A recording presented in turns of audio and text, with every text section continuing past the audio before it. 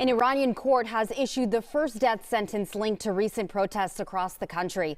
The person was convicted of disturbing public order and peace and colluding to commit a crime against national security.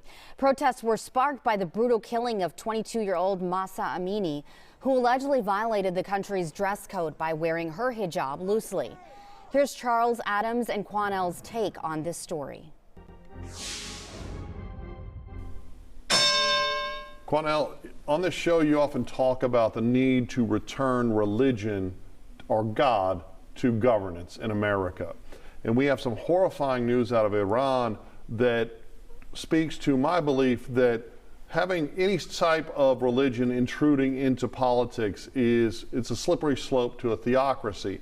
And what we're hearing out of Iran is they are going to execute up to 15,000 mostly female protesters downstream from the woman who was beaten for refusing to wear her hijab.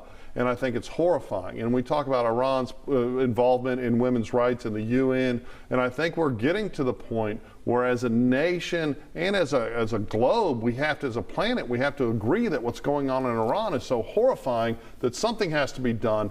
And we have to remove the concept of religion, not morality, but religion from governance. I don't believe that religion has any place in government, but I believe that the spirituality of the oneness and truth of God should be in every government. Religion is man-made, but the oneness with God is by human nature. For we're all created in the nature, image, and likeness of God himself. What do you think so it's about not Iran? Religion that's the issue. It is men like in Iran who are foolish in the name of religion, sexist to the point to where you will kill women for not wearing a hijab.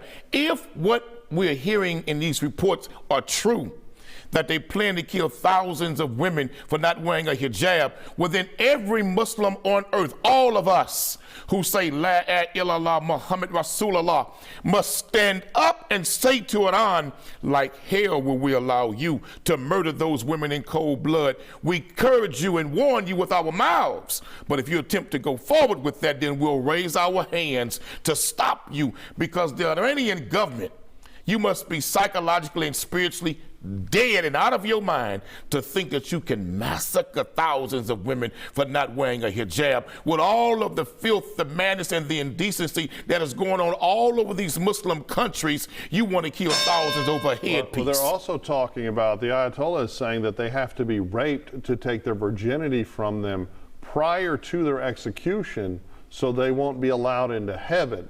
I've never heard any such horrifying math. I don't believe he really said that. Okay. I think that's a lie put on that man, because every Muslim understands that rape, your punishment is death. So why would a foolish imam, Islamic scholar, or a sheikh say we don't want them to enter paradise, so we have to rape them before death? That's madness, and I don't believe he really said that. I believe that's a Western lie put on him. But if he did say that, then when the war takes place to protect those women, he should be the first damn fool that we go after. I completely agree. You can watch much more of Faceoff streaming Thursday nights at 7. Just go to fox26houston.com.